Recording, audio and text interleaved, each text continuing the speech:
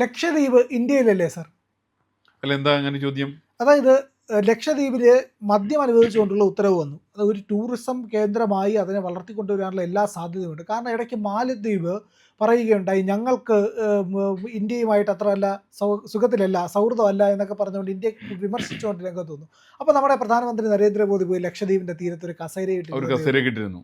അതോടുകൂടി ടൂറിസ്റ്റുകളുടെ വലിയ പ്രവാഹം ഈ പറയുന്ന ലക്ഷദ്വീപിലേക്ക് ഉണ്ടാവുകയും ചെയ്തു. ഇപ്പോൾ വലിയ ടൂറിസം സാധ്യതകളാണ് ലക്ഷദ്വീപിലേക്കുള്ളത്. തുച്ഛമായ പൈസയ്ക്ക് ലക്ഷദ്വീപിൽ പോയി മാലദ്വീപിനേക്കാൾ നല്ല സൗകര്യത്തിൽ ആഘോഷിച്ച് അവധിക്കാലമൊക്കെ ചിലവഴിച്ച് വരാൻ കഴിയും. അതുകൊണ്ട് വിനോദസഞ്ചാരികൾക്കും വിദേശികൾക്കുമൊക്കെ ആയിട്ട് അവിടെ മദ്യം അനുവദിക്കുന്നുണ്ട്.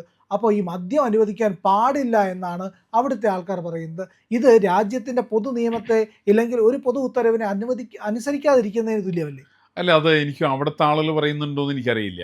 അവിടുത്തെ ആളുകളുടെ പേരിൽ വേറെ ചില ആളുകൾ പറയുന്നുണ്ട്. ഉദാഹരണത്തിന് ഇന്ത്യയിലെ ഏറ്റവും വലിയ മയക്കുമരുന്നിൻ്റെ കേന്ദ്രങ്ങൾ ഒന്നായിട്ട് പല സമയത്തും തിരിച്ചറിയപ്പെട്ടിരുന്നത് ലക്ഷദ്വീപാണ്. അതിൻ്റെ പിന്നിൽ കേരളത്തിൽ നിന്ന് തന്നെയുള്ള ഒരുപാട് സിനിമാ നടന്മാരൊക്കെ അവിടെ പോകാറുണ്ട്. ഞാൻ പേരൊന്നും പറയുന്നില്ല, ഒരുപാട് പേരവിടെ പോകാറുണ്ട്. ഈ പറയുന്ന സിനിമാ നടന്മാരൊക്കെ അവിടെ ലക്ഷദ്വീപിൽ പോയിട്ട് അവിടെ ഒരു തിയേറ്റർ പോലും ഒന്നും ഇല്ല എന്നുള്ളതാണ് വസ്തുത. ഒരു തിയേറ്റർ പോലും അവിടെ പലരും അനുവദിക്കില്ല. കാരണം അവിടെ കൃത്യമായിട്ടുള്ള ജാതിയുടെയും മതത്തിൻ്റെയും സ്വാധീനം പരിധി വിട്ടുള്ള സ്ഥലമാണ് ലക്ഷദ്വീപ്. അങ്ങനെയുള്ള സ്ഥലത്ത് ടൂറിസ്റ്റുകളെ സാധാരണ ഇവരെ അനുവദിച്ചിരുന്നില്ല. ഇവർ പലപ്പോഴും ഈ പറയുന്ന സ്ഥലങ്ങളിലെല്ലാം നർക്കോട്ടിക്സിൻ്റെ ഒരു വിപണന കേന്ദ്രമായിട്ട് അതിന് മാറ്റിയിട്ടുണ്ടായിരുന്നു താനും. ഇതൊന്നും ഒരിക്കലും ഒരു ടൂറിസ്റ്റുകളെ ആകർഷിക്കാൻ പര്യാപ്തമായിരുന്നില്ല. ഇന്നിപ്പോൾ ആ സ്ഥലത്തിന് ചിത്രം മാറി കഴിഞ്ഞിരിക്കുകയാണ്. ഇന്നിപ്പോൾ അവിടെ നിരവധി ആളുകൾ, പതിനായിരക്കണക്കിന് ടൂറിസ്റ്റുകൾ അവിടെ ലക്ഷദ്വീപിൽ നിത്യേന വന്നുകൊണ്ടിരിക്കുന്നുണ്ട്. വലിയ നിലയ്ക്കുള്ള ആളുകൾ വരുന്നുണ്ട്. നേരത്തെ പ്രിയനന്ദൻ സൂചിപ്പിച്ച പോലെ ഇന്ത്യൻ പ്രധാനമന്ത്രി ഒരു കസേരയിട്ട് അവിടെ കടൽ തീരത്ത് ഇരുന്ന സമയത്ത് അത് കണ്ടത് കോടിക്കണക്കിന് ആളുകളാണ് കണ്ടത്. കോടിക്കണക്കിന് ആളുകൾ കണ്ടു എന്ന് മാത്രമല്ല, ഏറ്റവും ചെലവ് കുറഞ്ഞ രീതിയിലുള്ള ടൂറിസമാണ് അവിടെ ഉള്ളത്. കാരണം ഇവിടുന്ന് ലക്ഷദ്വീപിലേക്ക് എത്തിച്ചേരാൻ വലിയ പ്രയാസമൊന്നുമില്ല, വളരെ എക്സ്പെൻസ് കുറവാണ്. അങ്ങനെയുള്ള ലക്ഷദ്വീപിലേക്ക് ടൂറിസ്റ്റുകൾ നിരന്തരമായിട്ട് എത്തിച്ചേരുന്നു. ഇപ്പം ലക്ഷദ്വീപിൽ തന്നെയുള്ള നിരവധി ദ്വീപുകളുണ്ട്. പല ദ്വീപുകളും കൃത്യമായിട്ട് വിനിയോഗിക്കുന്നില്ല. ഈ ദ്വീപുകളിൽ നാമമാത്രമായിട്ടുള്ള ദ്വീപുകൾ മാത്രമാണ് ഉപയോഗിക്കുന്നത്. അങ്ങനെ പൂർണ്ണമായിട്ടുള്ള എല്ലാ ദ്വീപുകളും വിനിയോഗിച്ചു കഴിഞ്ഞാൽ ലോകത്തിൻ്റെ ഏറ്റവും വലിയ ടൂറിസ്റ്റ് കേന്ദ്രങ്ങൾ ഒന്നായിട്ട് ലക്ഷദ്വീപ് മാറും. അത് ഈ നാടിന് വരുമാനം ഉണ്ടാക്കും. അതിൻ്റെ വരുമാനം ലക്ഷദ്വീപിന് കിട്ടും, അതിൻ്റെ കേന്ദ്ര സർക്കാരിന് കിട്ടും. ഈ തരത്തിൽപ്പെട്ട നമ്മുടെ നാടിന് കിട്ടാവുന്ന സാമ്പത്തിക വരുമാനങ്ങളെ തടസ്സപ്പെടുത്തുന്ന കാര്യത്തിൽ ചിലർക്ക് ചില താല്പര്യങ്ങളുണ്ട്. ഈ താല്പര്യമാണ് ഇപ്പോൾ ഇവിടെ കാണുന്നത്. ഇവരൊന്നും ലക്ഷദ്വീപിനെ രക്ഷിക്കാൻ വേണ്ടിയിട്ടാണ്. ഞാൻ വേറെ ചോദിക്കട്ടെ, ഈ പറയുന്ന ലക്ഷദ്വീപിൽ എന്തുകൊണ്ടാണ് ഇവർ സിനിമ തിയേറ്റർ അനുവദിക്കാത്തത്? ഇത് വേറൊന്നുമല്ലല്ലോ, മഹാത്മാഗാന്ധിയുടെ രാഷ്ട്രപിതാവാണ്. ഈ പറയുന്ന ചില ആളുകളൊക്കെ അവിടെ കോൺഗ്രസിന്റെ പേരിൽ ത്രിവർണ്ണ പതാകയൊക്കെ ഇവിടെ ഉയർത്തിപ്പിടിച്ചിട്ട് അവിടെ വേണമെന്നൊക്കെ ആവശ്യപ്പെടുന്ന ആളുകളുണ്ട്. മഹാത്മാഗാന്ധി പ്രതിമ കാണിച്ചു തരാം അവിടെ?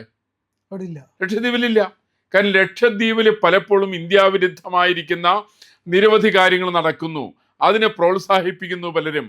അതിനെ പ്രോത്സാഹിപ്പിക്കുന്നു മാത്രമല്ല, ഇന്ത്യക്ക് അനുകൂലമായിട്ട് ഭാരതത്തിന്റെ രാഷ്ട്രപിതാവിന്റെ പോലും ഒരു പ്രതിമ അവിടെ സ്ഥാപിക്കാൻ സമ്മതിക്കുന്നില്ല. ഇന്ന് മാത്രമല്ല, അവർക്കൊരു എൻ്റർടൈൻമെൻ്റ്, ഒരു സിനിമ പോലും ആ നാട്ടിലില്ല. ഇതുപോലും കാണാനുള്ള സൗകര്യങ്ങളില്ല. ഇതെല്ലാം മതത്തിൻ്റെതായിട്ടുള്ളൊരു വേലിക്കെട്ടിനകത്ത് നിന്നുകൊണ്ട് ഇതിനെല്ലാം തകർക്കുന്നൊരു സംവിധാനമാണ് അവിടെ ലക്ഷദ്വീപിലുള്ളത്. അപ്പോൾ അവിടെ ചില മതത്തിൻ്റെ ആളുകളാണ് തീരുമാനിക്കുക. അവിടെ തിയേറ്റർ വേണോ അവർ തീരുമാനിക്കും, അവിടെ മദ്യം വിളമ്പണോ അവർ തീരുമാനിക്കും, അവിടെ ആളുകൾ സാധാരണ രീതിയിൽ വസ്ത്രം ധരിക്കണോ അവർ തീരുമാനിക്കും, അവിടെ സ്ത്രീകൾ സ്റ്റേജിൽ കയറാമോ അവർ തീരുമാനിക്കും. ഇതൊന്നും ഇനിയിപ്പോൾ നടക്കില്ല. കാരണം ഇപ്പോൾ ലക്ഷദ്വീപിൽ ഞാൻ മനസ്സിലാക്കുന്നത് വളരെ പ്രകടമായിട്ടുള്ള അഡ്മിനിസ്ട്രേറ്ററുടെ എല്ലാം പുതിയ ഭരണത്തിനകത്ത് പ്രകടമായിട്ടുള്ള മാറ്റങ്ങളാണ് അവിടെ വന്നുകൊണ്ടിരിക്കുന്നത്. കാരണം ലക്ഷദ്വീപിന് വളരണം, അവിടെ സാധാരണ ആളുകൾക്ക് ജീവിക്കണം. ഇപ്പം നമ്മളിപ്പോൾ ഈ മതത്തെക്കുറിച്ചൊക്കെ പറഞ്ഞല്ലോ. മതത്തെക്കുറിച്ച് പറയുന്ന സമയത്ത് ഏറിയ മതത്തിൽ തന്നെ മുസ്ലിം ആയാലും കൊള്ളാം, ഏത് മതത്തിലായാലും കൊള്ളാം, ഈ മതത്തിൻ്റെ താഴെത്തട്ടിലുള്ള ആളുകൾക്ക് ഇത്തരം കാര്യങ്ങൾ താല്പര്യമില്ല. അവരെ കൊണ്ട് നിർബന്ധിച്ച് താല്പര്യം എടുപ്പിക്കുന്ന പലരും. ഇപ്പം ഇവിടെ ലക്ഷദ്വീപിൽ സംഭവിക്കുന്നത് എങ്ങനെയാണ്? അവർക്ക് ഒരു നേരത്തെ ആഹാരത്തിന് നിവൃത്തിയില്ല, അവർ പട്ടിണിയിലാണ്, അവർക്ക് ജീവിക്കണം. അവർ വളരെ സർവ്വസാധാരണക്കാരാണ്. അവർ മുഴുവൻ ഭരിക്കുന്ന വരേണ്യവർഗത്തിൽപ്പെട്ടവരാണ്. അവർ സമ്പന്നന്മാരാണ്. അവർ നാളെ MP-മാരാവും, അവർ MLA-മാരാവും, അവർ കൗൺസിലേഴ്സാവും. അവർക്ക് സാമ്പത്തികമായിട്ട് നിരവധി മെച്ചങ്ങളുണ്ടാവും. അങ്ങനെയുള്ളവർ അവർക്ക് ഇപ്പം നമ്മളിപ്പോൾ ഇവരിപ്പോൾ ഈ പറയുന്ന അത് വേണ്ട ഇത് വേണ്ട എന്നൊക്കെ പറയുന്നവർ, ഇവരൊന്ന് സൗദി അറേബ്യയിലൊന്ന് പോയി നോക്കട്ടെ, അല്ലെങ്കിൽ UAE ഇവരൊന്ന് പോയി നോക്കട്ടെ, അല്ലെങ്കിൽ ഏതെങ്കിലും ഇസ്ലാമിക രാജ്യങ്ങളൊന്ന് പോയി നോക്കട്ടെ. അവിടേക്ക് ഇല്ലാത്ത എന്താണ് ഈ പറയുന്ന ലക്ഷദ്വീപിൽ കൊണ്ടുവരാൻ സർക്കാർ ശ്രമിച്ചിട്ടുള്ളത്? ഒന്നും ശ്രമിച്ചിട്ടില്ല. ദുബായിൽ കിട്ടുന്നത് ഇവിടെ വേണമെന്ന് ആവശ്യപ്പെടുന്നു, അല്ലെങ്കിൽ അബുദാബിയിൽ കിട്ടുന്നത് ഇവിടെ വേണമെന്ന് ആവശ്യപ്പെടുന്നു, ഷാർജയിൽ കിട്ടുന്നത് ഇവിടെ വേണമെന്ന് ആവശ്യപ്പെടുന്നു, ഇപ്പൊ സൗദി അറേബ്യയിൽ കിട്ടുന്നത് ഇവിടെ വേണമെന്ന് ആവശ്യപ്പെടുന്നു. അതിനകത്തെന്താ തെറ്റുള്ളത്? അങ്ങനെ സാധാരണ ആളുകൾക്ക് പ്രയോജനപ്പെടുന്ന, അവർ ജീവസന്ധാരണത്തിന് പ്രയോജനപ്പെടുന്ന കാര്യങ്ങളും മാറ്റങ്ങൾ ഉണ്ടാക്കണമെന്ന് സർക്കാർ ആഗ്രഹിക്കുന്നു. അവിടെ ടൂറിസം ശക്തിപ്പെടുത്താൻ വേണ്ടി ഉദ്ദേശിക്കുന്നു. അല്ലെങ്കിൽ അവിടെ മറ്റൊന്നും അവിടെ വരുമാനമില്ല. അതെ. അവിടെ നേരത്തെ ഉണ്ടായിരുന്ന ജനവിഭാഗങ്ങളെ മുഴുവൻ കൺവെർട്ട് ചെയ്തിട്ടാണല്ലോ ഈ പറയുന്ന ഇസ്ലാമിക തീവ്രവാദികളുടെ കേന്ദ്രമായിട്ട് ഇവർ മാറ്റിയത്. ഈ പറയുന്ന തീവ്രവാദികളുടെ കേന്ദ്രമായിട്ട് ഇവർ മാറ്റുന്ന സമയത്ത്, മതത്തിന്റെ പേരിൽ ഇവർ ചില വാശികൾ പിടിക്കുന്ന സമയത്ത് ഇത് ലക്ഷദ്വീപിന് എത്രത്തോളം പ്രയോജനപ്പെടുന്നു എന്നുള്ളതാണ് പ്രശ്നം. അപ്പൊ അതിപ്പോ അവിടെ മാത്രമല്ല, ഇന്ത്യയിലുള്ള എല്ലാ സംസ്ഥാനങ്ങളെ സംബന്ധിച്ചും, അത് ലക്ഷദ്വീപിലായാലും കൊള്ളാം, ആൻഡമാൻ നിക്കോബാറിലായാലും കൊള്ളാം, കേരളത്തിന്റെ പല പ്രദേശത്തായാലും കൊള്ളാം, ഇവിടെയെല്ലാം മതശക്തികൾ പരിധി വിട്ട് ഇടപെടുന്ന സമയത്താണ് ഈ നാടിന്റെ വികസനം തടസ്സപ്പെടുത്തുന്നത്. അത് രാഷ്ട്രീയവും മതവും കൂടി ചേർന്നിട്ട് കൈകോർത്ത് കഴിയുന്ന സമയത്ത് അത് സ്വാഭാവികമായിട്ട് രീതിയിൽ വളരെ കൂടും. ഇപ്പൊ നമുക്കറിയാവുന്ന ഇപ്പൊ ലക്ഷദ്വീപില് ഇവര് അവിടെ വിളമ്പാൻ പാടില്ല എന്ന് ഇവർ പറയുന്നു. ഏതോ ഒരു സ്ത്രീയാണ് അതിനെ കുറിച്ചിട്ട് അവര് കുറിപ്പെഴുതിയെന്ന് ഞാൻ കേട്ടത്. അത് ശരിയാണെങ്കിൽ അവരെ സപ്പോർട്ട് ചെയ്യാൻ ഇവിടെ ചില രാഷ്ട്രീയക്കാരുണ്ട്. കാരണം അവർ പറയും ലക്ഷദ്വീപിന് ഡെവലപ്മെന്റ് വേണം, അവിടെ ടൂറിസ്റ്റുകൾ വരണം. ഈ ടൂറിസ്റ്റുകൾ കേരളത്തിൽ വന്നാലും കൊള്ളാം, മറ്റേത് സംസ്ഥാനത്ത് വന്നാലും കൊള്ളാം, ഇവിടെ കിട്ടുന്ന ആനുകൂല്യങ്ങൾ ടൂറിസ്റ്റുകൾ വേണമെന്ന് അവിടെ ലക്ഷദ്വീപിൽ ആവശ്യപ്പെട്ടാൽ അത് കൊടുക്കാൻ ഈ സർക്കാർ ബാധ്യസ്ഥമാണ്. അങ്ങനെ വരുന്ന സമയത്ത് സർക്കാർ അതിൻ്റെ ആയിട്ടുള്ള ചില നയപരിപാടികളൊക്കെ ആവിഷ്കരിക്കും. ഈ നയപരിപാടികൾ മതത്തിന് അനുകൂലമാകുമോ പ്രതികൂലമാകുമോ എന്നുള്ള പ്രശ്നം. ഈ തീവ്രവാദപരമായിരിക്കുന്ന നയങ്ങൾ സ്വീകരിക്കുന്ന മതങ്ങളെ, ഈ മതങ്ങൾ പലപ്പോഴും നാടിൻ്റെ ശത്രുക്കളാണ്. ഇവരാണ് നാടിൻ്റെ ശത്രുക്കൾ. ഇവർ നാടിൻ്റെ വികസനത്തെ തടസ്സപ്പെടുത്തുന്നവരാണ്, സാധാരണ ജനജീവിതത്തെ സ്തംഭിപ്പിക്കുന്നവരാണ്. അവരാണല്ലോ ഇപ്പോൾ എല്ലാ സ്ഥലത്തും അവരാണ് കാര്യങ്ങൾ തീരുമാനിക്കുന്നത്. കേരളത്തിലടക്കം അവരാണല്ലോ തീരുമാനിക്കുന്നത്. കേരളത്തിലെ ചില ജില്ലകളിലൊക്കെ റംസാൻ കാലം വന്നിട്ട് തിയേറ്റർ തുറക്കൂല. അവിടെ എത്ര തിയേറ്റർ ഉണ്ട്? ലക്ഷദ്വീപില് തിയേറ്റർ ഇല്ലല്ലോ. അവിടെ തിയേറ്റർ ഇല്ല. അവിടെ നേരത്തെ പറഞ്ഞ പോലെ മഹാത്മാഗാന്ധിയുടെ പ്രതിമയില്ല. ഇവിടെ തുഞ്ചത്തെഴുത്തച്ഛൻ്റെ പ്രതിമ സ്ഥാപിക്കാൻ അനുവദിക്കില്ല.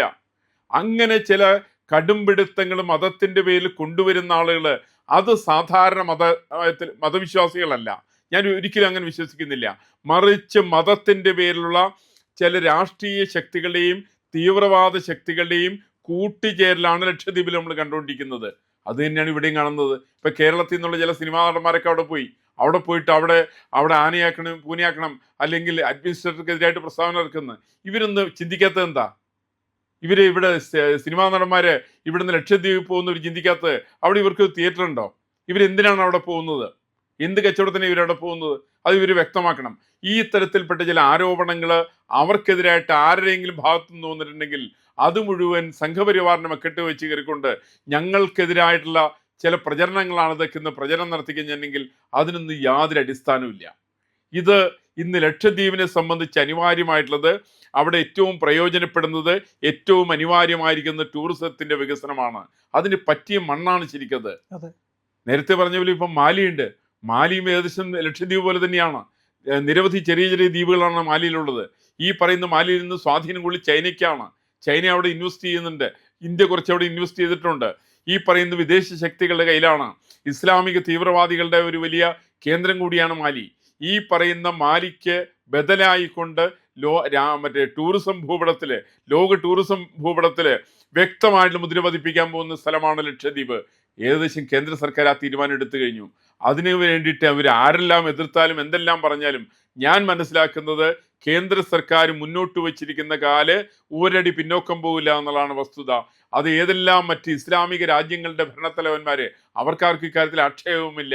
ചില വരേണ്യവർഗത്തിൽപ്പെട്ട ചില ആളുകൾക്ക് ആക്ഷേപമുണ്ടെങ്കിൽ ആ ആക്ഷേപത്തെ ഒരു പൂവറുക്കുന്ന പോലെ തന്നെ അറുത്ത് കളയാനുള്ള കരുത്ത് ഇന്ത്യയിൽ ഭരിക്കുന്നവരെ സംബന്ധിച്ചുണ്ടെന്നാണ് ഞാൻ മനസ്സിലാക്കുന്നത്. പ്രിയപ്പെട്ട പ്രേക്ഷകരെ, ഞങ്ങൾ ഇന്ത്യ ലൈവ് പതിവ് പോലെ നമ്മൾ പറയുകയാണ്, മാധ്യമങ്ങളിൽ വരാത്ത, മറ്റു മാധ്യമങ്ങൾ പറയാത്ത വാർത്തകളാണ് നിങ്ങളുടെ മുന്നിലേക്ക് കൊണ്ടുവരുന്നത്. ഇത് പറയാൻ ഞങ്ങൾക്ക് പ്രേരണയും ശക്തിയും നിങ്ങളാണ്.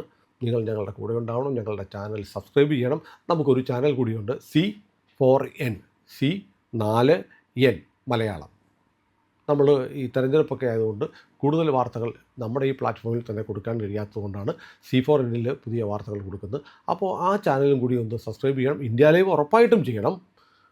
C4N-ലൂടെ C4N, സി എന്ന് പറഞ്ഞാൽ ക്രെഡിബിൾ, ഫോർ എൻ നേഷൻ, രാജ്യം, നമ്മുടെ രാജ്യത്തിന് വേണ്ടിയാണ്. രാജ്യം വിട്ട് ഒരു കാര്യവും ഇന്ത്യ ലൈവിനില്ല. അതുകൊണ്ട് ഞങ്ങളുടെ കൂടെ ഉണ്ടാവണം എന്നുകൂടി അഭ്യർത്ഥിക്കുന്നു.